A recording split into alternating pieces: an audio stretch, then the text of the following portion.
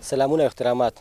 اګرانو کتونکو زه یم صمد انجم نن تاسو ته زه د ډسټرک بونیر چې کومه علاقه ده ټانټه کلی ورته وایي دا ډېره دشوار لارې دي د هغې ډېرې خطرناکې لارې دي چې په هغې باندې نن د پاک فوج جوانان چې کوم دي هغوی نن سره د امبولینس سره د ډاکټرانو هغوی نن راغلي دي په دې علاقه باندې چې کوم ناروغه خلک دي د هغوی علاجونه به کوي دې وخت چې موږ سره کوم ملګري دي کوم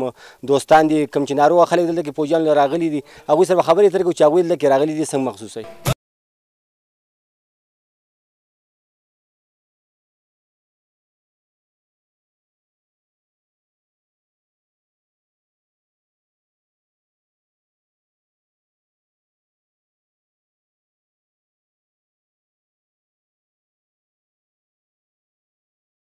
نن پاک فوج راغلی دی ستا د والد صاحب او ستا د وروڼو ستا د خویندو علاج کوي څنګه محسوسوي نن پاک فوج راغلی نوجوانان زموږ دپاره ټانټې کلي ته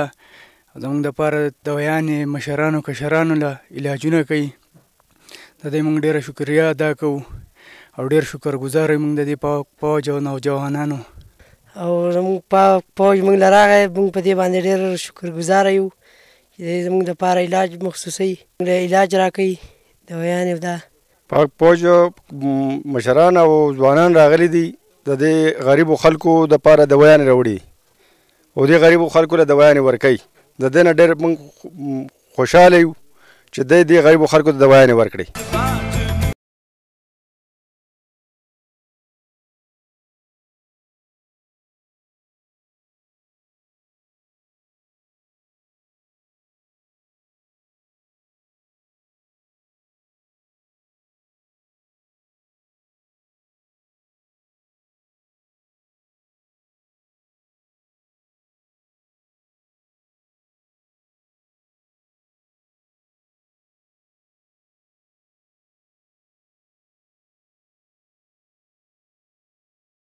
دې پوځیانو موږ ډېره زیاته شکریه ادا کوو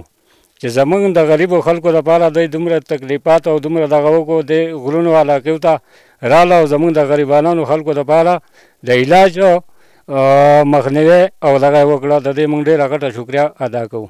موږ خو دا وایو چې دا کوم پاک فوج چې زموږ د پاکستان پاک فوج چې راغلی دلته کې زموږ د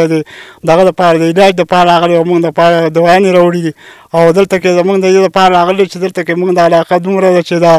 په دې کې لارې موږ ته ګرانې دي او موږ ته سروډ او داسې مسله ده په دې کې او موږ ته چې دی نو روډ نشته موږ ته ډېر چې دی مشکلات که نه دې دپاره دوی راغلي دي نو موږ د دوی ډېره شکریه ادا کوو د دې پاک فوج موږ شکریه ادا کوو چې دلته کې راغله موږ ډېر زیات خوشحاله شو